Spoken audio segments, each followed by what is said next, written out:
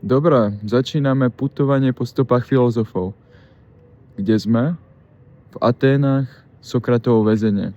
Ale Sokratovo väzenie podľa turistického sprievodcu. Ide o to, že Sokrates bol súdený. Najskôr si musíme zodpovedať otázku, kde. Veľa ľudí si myslí, že bol súdený na Areopágu. No, na Areopágu nemohol byť súdený, lebo tam sa súdili zločiny krvi, teda napríklad vraždy. Ale takéhoto niečoho sa nikdy Sokrates nedopustil. On sa dopustil skôr náboženských prehreškov, rôznym rečiam proti demokracii, kazenie mládeže a tak ďalej. No a ešte vlastizrada. Ale takýto súdny dvor sa zaoberal takýmito činmi na Agore. Ten súdny dvor sa nazýva Heliea. No a tam zasadali obyčajní ľudia, ktorí demokratickým konaním vlastne rozhodli, či je človek vinný alebo nie.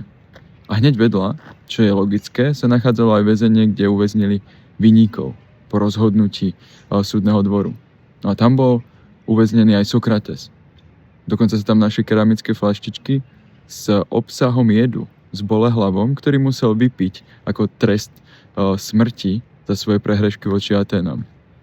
No a teraz sa ideme vydať na Agoru a pozrieť sa na skutočné Sokratovo väzenie. Teraz sa nachádzame na Agore a hľadáme súdny dvor, kde bol odsúdený Sokrates. Mal by sa nachádzať na juhozápadnom rohu Agory. Uvidíme a blízko neho bude Sokratovo väzenie. To práve. Našiel som to, bolo to trošku ťažšie, lebo to nie je vyznačené na mapách, nikde. Našiel som to podľa archeologických spisov.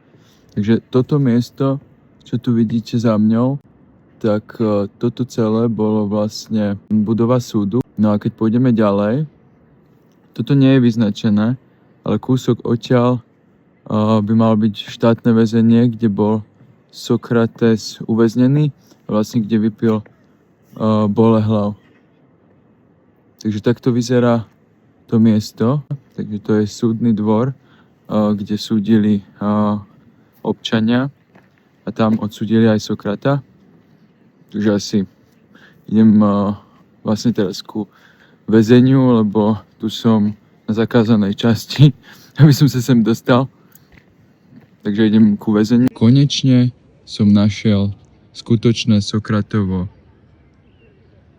väzenie, kde štátna väznica a kúsok odtiaľ, tam, kde je ten domček a to okolie, tak tam sa nachádza súdny dvor, kde odsúdili Sokrata a tu vlastne bol uväznený. Takže 100 metrov cca, čo dáva mnoho väčší zmysel, ako tam ďaleko do parku, kde sa predpokladá, že bol podľa turistického sprievodcu väzenie. Toto je skutočné väzenie, ktoré je na okraji Agory a takisto na okraji Agory bol aj súdny dvor, ktorý ho odsúdil. Takže nie je to až také vábne, také turisticky povabné ako to predtým, ale tu sa vlastne stala najväčšia tragédia filozofie, akú sme dopustili. Sokrates na tomto mieste vypije bolehlav a umiera. Bol to naozaj skutočný zážitok. A hlavne aj kvôli tomu, že to není turistické miesto. Všetci turisti sú tam, na tom, v úvodzovkách skutočnom Sokratovom väzení. Ale ja som sedel na skutočnom mieste, čítajúc obranu Sokratovu. Niečo neuveriteľné. Dokonca som si odtrhol odtiaľ kus olivovníka, ktorý rastie nad jeho celou, a krvavo červený divý mak, ktorým bolo posiaté celé okolie. Vždy som bral odsúdenie Sokrata a jeho smrť ako jeden z najväčších prehreškov ľudského ducha. No, keď som tam sedel, tak viete čo? Vnímal som ho ako skutočného muža, ktorý stál proti viac ako 400 Aténčanom na súde, a aj keď jeho slová rezonujú statočnosťou, tak sa musel veľmi báť, čo príde. A odrazu tá všeobecná filozofia bola prenesená na chvíľku do obrazu obyčajného a konkrétneho muža, ktorý mal rád rozhovory a cez ktoré chcel spoznať ľudí, s ktorými sa rozprával a sám seba, učiť ich kritickému mysleniu a v ňom sa samotnom zdokonalovať a za to bol popravený. Ten divý mag mi bude pripomínať, že tam umrel dobrý chlap, ktorý skutočne bojoval za ideály našej civilizácie a má rád ľudí. Stojím na mieste, kde sa odohrala jedna z najodvážnejších intelektuálnych konfrontácií v dejinách. Areopág, Atény, rok 50 nášho letopočtu. Jeden muž bez armády, bez školy, bez zázemia vstúpi medzi najvzdelanejších ľudí antického sveta a povie niečo, čo im rozbije systém. Svätý Pavol stojí proti dvom filozofickým prúdom, dvom filozofickým školám. Epikurejci, ktorí hovoria, bohovia existujú, ale nezaujímajú sa o nás. Po smrti nič nie je. Stoici, boský logos preniká vesmír, neosobný, studený a bez tváre. Obom je spoločný predpoklad, ak je Boh skutočne veľký, nemôže byť osobný. A tu príde Pavol a nezačne citovať písmo. Ale cestou na Areopág si všimol oltár, kde bolo napísané neznámému Bohu a povie: tohto vám zvestujem. Cituje ich vlastných básnikov a hovorí ich jazykom. Brilantný ťah. A potom spraví skok, ktorý im vyrazí dých. Tento všeobecný Boh vstúpil do dejín. Stal sa konkrétnym a v konkrétnom človeku a v konkrétnom čase.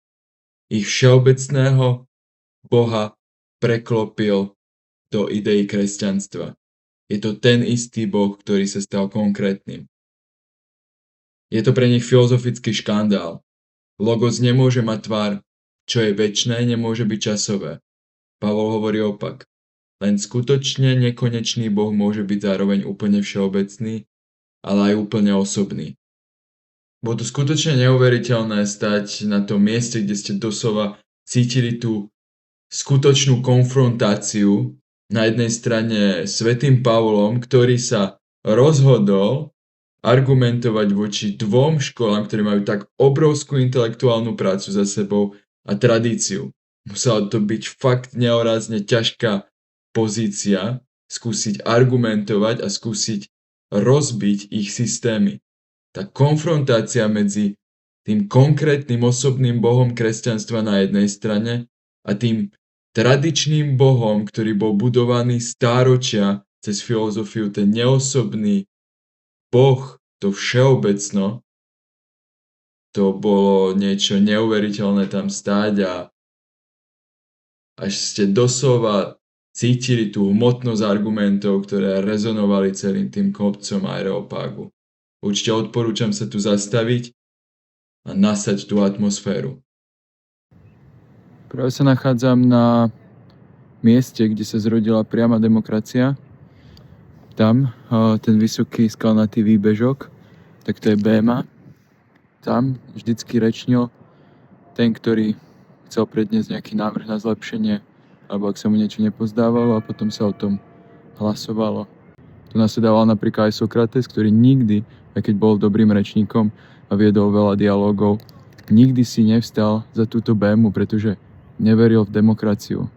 Bo je to jednoducho iba vláda hlúpej väčšiny, ako sa domnieval. Sám povedal, že keď máme zlomenú nohu, tak kto rozhodne o liečbe? Väčšina alebo špecializovaný profesionál z praxe, teda lekár?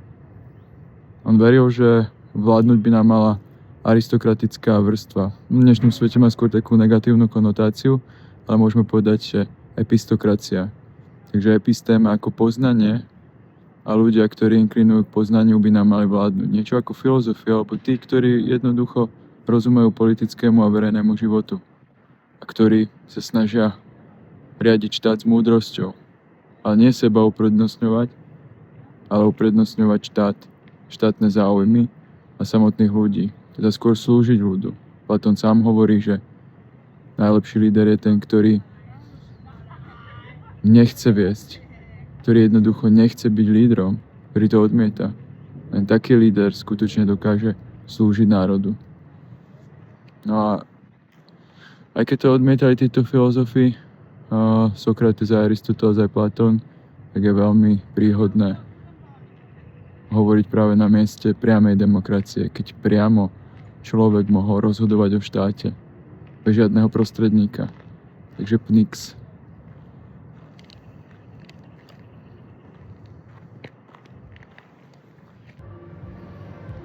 Takže to, čo za mňou vidíte, je neuveriteľné miesto, ktoré kreovalo celú západnú civilizáciu, ktorá fungovala viac ako 900 rokov a nazýva sa Platónová akadémia. Keď sem prídete, tak nemusíte sa zlaknúť, že na tabuli je napísané gymnázium. Áno, je to budova gymnázia, ktorá vlastne existovala ešte 200 rokov pred založením Platónovej akadémie a on tam dokonca vyučoval. V gymnázii existovalo viacero po Aténach, nevenovali sa iba telesnej zdatnosti, ale samozrejme aj mysli. No a preto tam aj Platón učil. Neskôr sa vlastne stalo gymnázium časťou akadémie a on si ešte kúpil vo vedľajších uliciach ďalšie priestory, ktoré sa nezachovali, lebo boli z dreva a hliny. Takže toto sú pozostatky. Bolo vlastne také centrum celej akadémie, postavené na týchto základoch, základných kameňoch, ktoré vidíte za mňou. Je to neuveriteľné silné miesto. A keď si predstavíte, že tu práve prednášal samotný Platón, a pamätám si z jedného dialógu, ako píše o mladom študentovi Aristotelovi, ktorý raz cez prednášku proti nemu vyštartoval ako žriebe proti kobyle. Takže takto vnímal Platón Aristotela ako mladého húževnatého žiaka, ktorý študoval v jeho akadémii. Ale až tak sa mu nepozdávalo to učenie o svete ideí, dokonalom svete, ktorého odrazom je tento svet, a o duši, ktorá trpí v okovách tela a rozpomína si na dokonalosť sveta ideí. On si neskôr založí svoju vlastnú školu, Aristotelov Lykeon, a tam sa tiež vybereme. A je zaujímavé, ako samotný žiak nenasleduje učiteľa, ale diametrálne otáča celú jeho teóriu. Už nejde o ten svet tam, ale jemu stačí svet tu.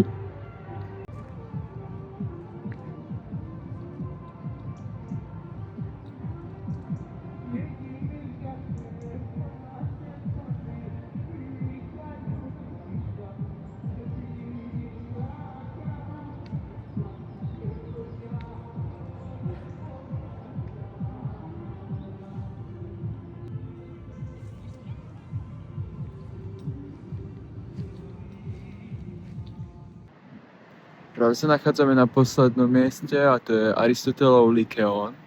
To je ten vlastne žiak, ktorý sa zbúril voči Platónovi, ako sám Platón o ňom píše. Takže znova je to gymnázium.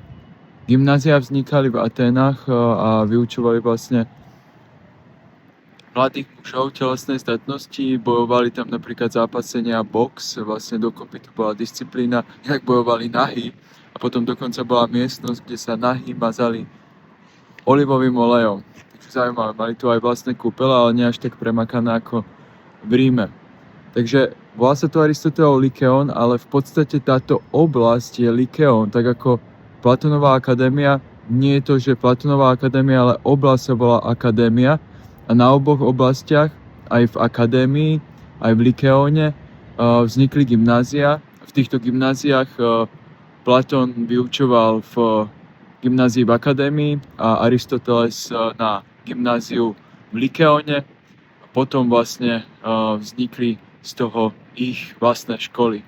Takže Aristotelová škola sa nachádza tu. Na tomto mieste, ktoré je za mňou, Aristoteles napísal jeho najvýznamnejšie diela, ako Etika Nikomachova, Metafyzika a Politika. Je až zamrazujúce vôbec tu stáť a úplne dokonalé na tom celom je, že tu sa prechádzal so svojimi žiakmi. On veril v to, že myslenie je dynamické a je v pohybe, tak preto aj telo by malo byť v pohybe. Už telo nie je okovami duše ako u Platóna, ale je médium, cez ktoré duša nahliada na tento svet. Už nepotrebujeme ten svet tam. Toto je v harmónii. A preto veril aj v peripatetické myslenie. Peripates znamená prechádzka a oni sa vlastne nazývali peripatetici. Takže môžeme povedať, že tí, ktorí sa prechádzajú.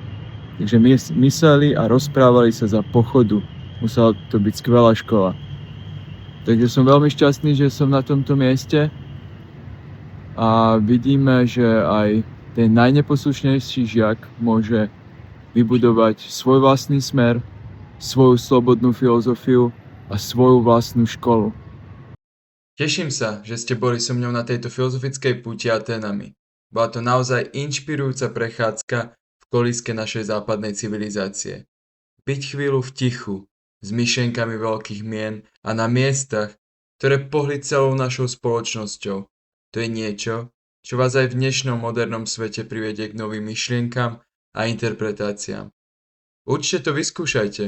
Je to cesta poznania, krásy a úžasu nad tým, čo sme ako ľudia schopní, keď je naša duša slobodná a myseľ otvorená.